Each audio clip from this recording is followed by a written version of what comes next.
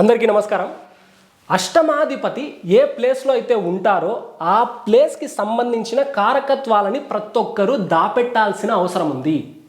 ఎందుకనంటే అష్టమం అనే హౌస్ ఏదైతే ఉందో ఈ హౌస్ అనేది పరలోకానికి రంధ్ర మార్గం. ఈ మార్గం గుండా ఇక్కడ ఇప్పుడు అష్టమంలో కనుక చంద్రుడు ఉన్న వాళ్ళకి ఏమవుతుంది అంటే పరలోక జ్ఞానం ఎక్కువగా ఉంటుంది. వ్యయస్థానంలో ఉన్న వాళ్ళకి కూడా పరలోక జ్ఞానం ఎక్కువగా ఉంటుంది. సద్గురు ఉన్నారు కదా కోయంబత్తూరులో తమిళనాడులో సద్గురు ఈషా ఫౌండేషన్, సద్గురు గారికి 12వ హౌస్లో చంద్రుడు ఉన్నారు కాబట్టి ఆధ్యాత్మికం గురించి అన్ని విషయాల్ని తెలుసుకోగలిగారు. నాకు కూడా 12వ స్థానంలో చంద్రుడు ఉన్నారు. దీన్ని కాసేపు పక్కన పెడితే అష్టమాధిపతి గురించి మనం మాట్లాడుతూ ఉన్నాం కదా. ఇప్పుడు ఒక టైం వేసామనుకోండి, కొన్ని వెబ్సైట్స్ ఉంటాయి కదా, ఆ వెబ్సైట్స్లో మీ date of birth, time of birth enter చేస్తే ఫస్ట్ హౌస్ ఇది, సెకండ్ హౌస్ ఇది, third, fourth, fifth, sixth, seventh, eighth అని ఒక హౌస్ వస్తుంది. కౌంట్ చేసుకోవచ్చు మీరు. ఆ రాశికి అధిపతి ఏ స్థానంలో అయితే ఉన్నారో ఆ స్థానానికి సంబంధించి మీరు ఒక్క సీక్రెట్ని కూడా బయటికి రివీల్ చేయకూడదు. నాకు ఎగ్జాంపుల్కి లగ్నంలో ఉన్నారు. లగ్నం అంటే ఏంటి అంటే నా పర్సనల్ డీటెయిల్స్, నా శరీరం, నా బ్యాక్గ్రౌండ్ ఇదంతా కూడా లగ్నం కింద వస్తుంది. కనుకే నన్ను ఎవరైనా మీరు ఏం పని చేస్తూ ఉంటారండి అని తెలియని వాళ్ళు అడిగితే గనక నేనేం పని చేయనండి, ఖాళీగా ఉంటానని చెప్పేస్తాను మొహమాటం లేకుండా. వాళ్ళు ఏమైనా అనుకోవచ్చు, చూడ్డానికి ఏదో డ్రెస్ బాగానే వేసుకున్నాడు, ఏదో ఉన్నాడు హుందాగా అని అనిపించినప్పటికీ మీ పర్సనల్ డీటెయిల్స్ ఎప్పుడైతే చెప్తారో ఆ అష్టమాధిపతి అనే ఆ అధిపతి ఎవరైతే ఉన్నారో వాళ్ళు ఇబ్బంది పెడతారు. ఏ విధంగా ఇబ్బంది పెట్టచ్చు? అష్టమానికి సంబంధించిన జ్ఞానాన్ని రానియకుండా చేసేయచ్చు, రీసెర్చ్ చెయ్యనీయకుండా చేసేస్తాడు. మైండ్ అనేది పిచ్చి పిచ్చి ఆలోచనలు ఇచ్చేస్తాడు. అలాగే హెల్త్ ప్రాబ్లమ్స్ రప్పిస్తాడు. అష్టమానికి సంబంధించి పరలోక జ్ఞానం అనేది కట్ అయిపోతుంది. ఇన్ని ఉంటాయి.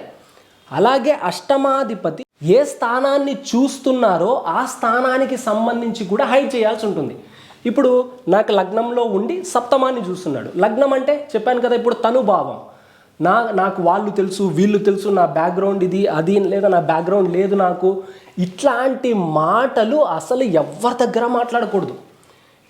ఇప్పుడు మెగాస్టార్ చిరంజీవి గారు ఉన్నారు, ఆయనకి లగ్నంలో కనుక అష్టమాధిపతి ఉన్నారనుకోండి ఎగ్జాంపుల్కి, నేను మెగాస్టార్, నాకు ఇంత బ్యాక్గ్రౌండ్, ఇంత ఫాలోయింగ్ ఉంది, అస్సలు చెప్పకూడదు. సేమ్ అదే విధంగా నాకు లగ్నంలో ఉన్నారు, నా పర్సనల్ డీటెయిల్స్ ఎవ్వరికి కూడా ఇవ్వకూడదు.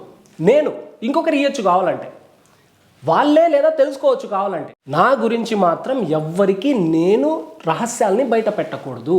ఇలా ఉన్నప్పుడు అష్టమాధిపతి పాజిటివ్గా పనిచేస్తారు. అదేవిధంగా అష్టమాధిపతి నాకు సప్తమాన్ని చూస్తున్నారు. సప్తమం అంటే ఏంటి అంటే వైవాహిక జీవితం.